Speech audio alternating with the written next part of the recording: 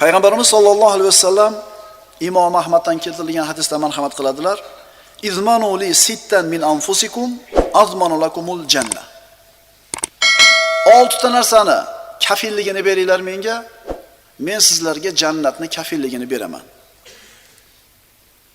Usduqu idza hadastum. Gapirsanglar rost gapiringlar. Va aufu idza wa'adtum. Va'da bersanglar bajaringlar. Va addu idza tumintum. Sizlarga bir omonat qo'yilsa, omonatni ado qilinglar. Vahfazu furujakum. Farjlaringizni zinodan saqlanglar. Va g'addu absarakum. Ko'zinglarni nomahramlardan tiyinglar va kuffu aydiyakum. Qo'llaringizni gunohdan tiyinglar. Mana shu 6 ta narsani menga bajaramiz deb kafillik bersanglar, men sizlarga jannatda kafilligini beraman.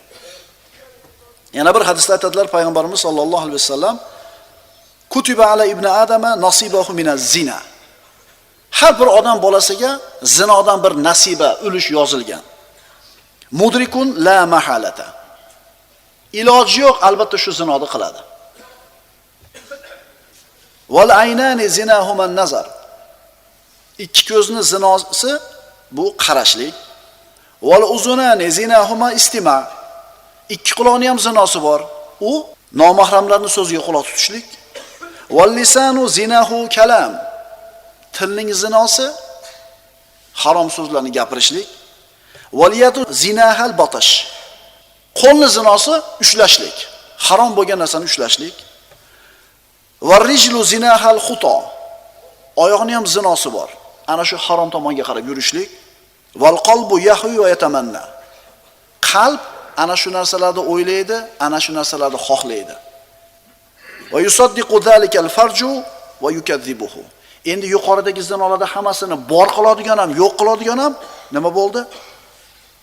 Farj bo'ldi. Hayol ketadi, ko'z qaraydi, quloq eshitadi, til gapirib qo'yadi, ammo farj fe'lan shu zinoda borib qilmasangiz, bularni hammasini bekorga chiqarib yuboradi. Endi mana shu qo'lni, tilni, qalbni, oyoqni zinolari bor ekan.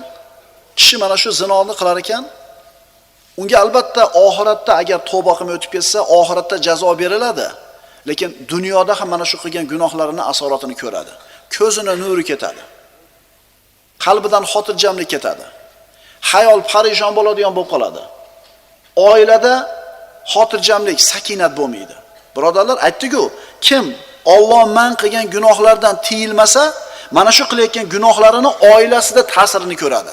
Farzandlaridan qaytib qoladi, birodarlar. To'satdan tushib qoladi ba'zida endi nazar.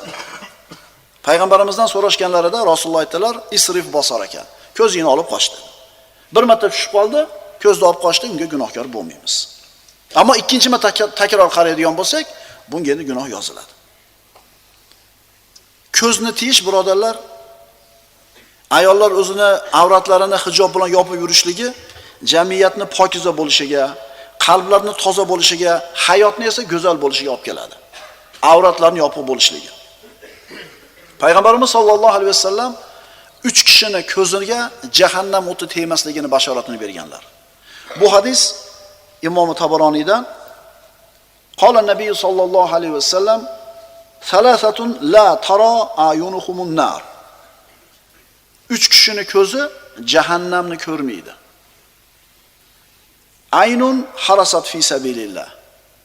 Allohning yo'lida qo'riqchilik qilgan, uxlamasdan soqchilik qilgan kishini ko'ziga. Va aynun bakat min khashyatillah. Allohdan qo'rqib, ko'z yosh to'kib yig'lagan ko'zga. Va aynun kaffat an maharimillah. Alloh harom qilgan narsalardan o'zini tiygan kishini ko'ziga jahannam o'ti tegmaydi.